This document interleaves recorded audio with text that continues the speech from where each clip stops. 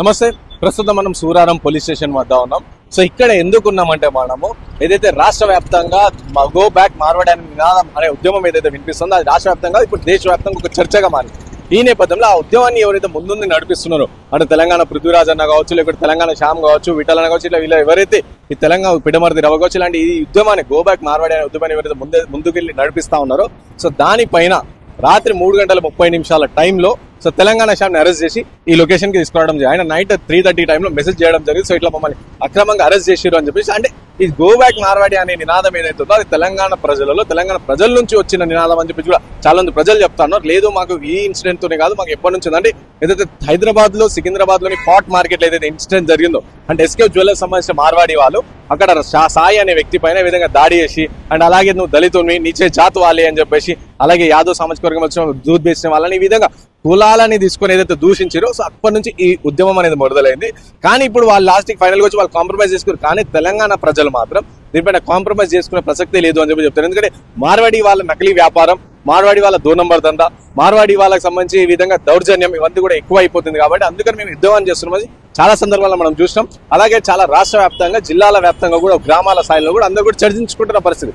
ఈ నేపథ్యంలో ఎవరైతే ఉద్యమాలు చేస్తారో ఈ ఉద్యమాన్ని ఎవరైతే ముందుండి నడిపిస్తే దీనిపైన ఎవరైతే మాట్లాడుతారో డిబేట్లలో పాల్గొంటారో వాళ్ళందరినీ నిన్న రాత్రి అక్రమంగా పోలీసు అధికారులు అరెస్ట్ చేసారు అని చెప్పి వాళ్ళు చెప్తా ఉన్న పరిస్థితి. సో ప్రధానంగా చూసుకుని తెలంగాణ పృథ్వీరాజ్ అన్న నైట్ 11 గంటల ప్రాంతంలో ఆ టైంలో అరెస్ట్ చేసి నల్లగొండ పిఎస్ కి తీసుకెళ్లిన పరిస్థితి. అండ్ అలాగే తెలంగాణ శ్యామ్ని ఎక్కడి నుంచో అరెస్ట్ తీసుకొచ్చి ఇప్పుడు సూరారం పిఎస్ లో పెట్టిన పరిస్థితి. అంటే ఈ అక్రమ దాడులని అంటే వాళ్ళు ఏమైనా దేశద్రోహులు చేశారా, దేశద్రోహం కింద చేశారు, ఇక్కడ అర్బన్ నక్సలైట్ ఏంది, కేవలం ఒక ఉద్యమాన్ని పట్టుకొని ఉద్యమం పైన మాట్లాడుతుంటే అది కూడా తెలంగాణ ప్రజలు ఏదైతే మాట్లాడుతూ దానిపైన మాట్లాడితే ఈ విధంగా అరెస్ట్ చేయడం న్యాయం కాదు అని చెప్పి కూడా చాలా ప్రజా సంఘ నాయకులు తెలంగాణ వాదులందరూ చెప్తారు. సో ఈ దాడిని కంపల్సరీ ఖండిస్తున్నాం అని చెప్పేసి కూడా చెప్తారు. ఈ నేపథ్యంలో ఇటు ఉస్మానియా యూనివర్సిటీ కూడా బంద్కు పిలుపునిచ్చిన పరిస్థితి. అలాగే రేపు తెలంగాణ బంద్ కూడా పిలుపునిస్తామని చెప్పి చాలా సందర్భాల్లో చెప్పిన పరిస్థితి. అది మార్వాడి గో బ్యాక్ ఏదైతుందో సో అంతా కూడా సో ప్రజల నుంచి వచ్చింది. సో ప్రజలు స్వచ్ఛందంగా వాళ్ళందరూ మార్వాడోళ్ళకి సంబంధించి దోపిడి వాళ్ళ అరాచకాలు ఇవన్నీ కూడా తీసుకొని మేము ఇంతవరకు ఇబ్బంది పడుతున్నాం అని చెప్పి కూడా వాళ్ళు చెప్తున్న తెలంగాణ ప్రజలందరూ కూడా చెప్తున్నారు. అంటే అన్ని సామాజిక వర్గాలు ఇటు కోమటోలు, వైశ్యులు వీలే కాకుండా ఇటు దళితులు కావచ్చు, ఇంకో బీసీ బహుజనులు కావచ్చు, వీళ్ళందరూ కూడా అందరూ అన్ని సామాజిక వర్గాలు మా కుల వృత్తుల్ని ఏవైతే ఉంటాయో సో మా కుల వృత్తులు అన్ని కూడా వాళ్ళు ఆక్యుపై చేశారు. కాబట్టి అందుకనే ఉద్యమం చేస్తున్నాం, వాళ్ళందరూ కూడా వెళ్ళిపోవాల్సిందే అని చెప్పి కూడా చాలా బలంగా చెప్తున్న పరిస్థితి. కానీ ఇదంతా కూడా ఒక హిందుత్వ ప్రొపగాండా అని చెప్పేసి హిందువులను వేరు చేయడం అని చెప్పి రాజకీయ పార్టీలు ఎంటర్ అయిన తర్వాత ఇంత పెద్ద ఇష్యూ అయిందని చెప్పేసి కూడా ఈ ఉద్యమాన్ని నడిపిస్తున్న వాళ్ళు చెప్తాను.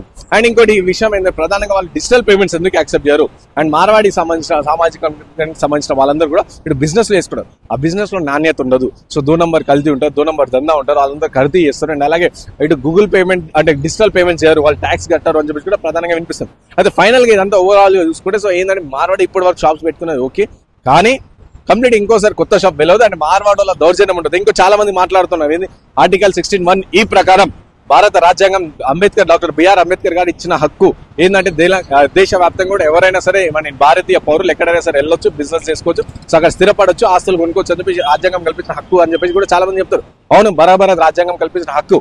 కానీ అదే ఆర్టికల్ 19(5) ప్రకారం సో మీరు ఎక్కడైనా సరే వెళ్ళి స్థిరపడవచ్చు, కానీ అక్కడ స్థానికులకు లోకల్లో ఉన్న స్థానికులకు ఇబ్బంది పెట్టొద్దు అండ్ అక్కడ దౌర్జన్యం చేయొద్దు అని చెప్పేసి అదే ఆర్టికల్లో కూడా ఉంది.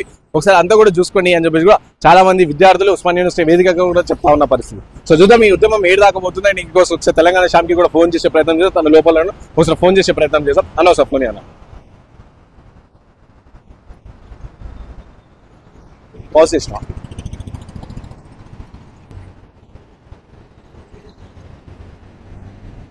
ఒకసారి తెలంగాణ శ్యామ్కి ఫోన్ చేసే ప్రయత్నం చేద్దాం. చూద్దాం, మాక్సిమం అయితే మొబైల్ దగ్గర ఉండదు, కానీ చూద్దాం ఒకవేళ లిఫ్ట్ చేస్తే మాత్రం మాట్లాడించే ప్రయత్నం చేద్దాం.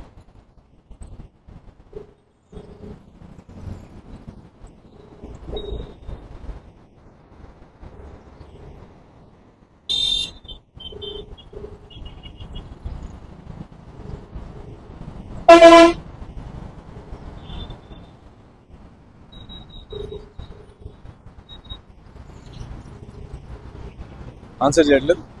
సో రైట్, సో ఇది మేబీ మొబైల్ వాళ్ళ పోలీస్ అధికారుల దగ్గర ఉండొచ్చు. రైట్, సో ఈ విధంగా కంప్లీట్ గా ఎవరైతే ఉద్యమాన్ని గురించి మాట్లాడుతున్నారో, ఉద్యమం గురించి డిబేట్లలో పాల్గొంటున్నారో, సో తెలంగాణ వాదాన్ని బలంగా వినిపిస్తున్న వాళ్ళందరూ కూడా ఈ అక్రమ అరెస్టులు కూడా చేయడం అందరూ కూడా ఖండిస్తున్నామని యావత్ తెలంగాణ ప్రజలు చెప్తున్న పరిస్థితి.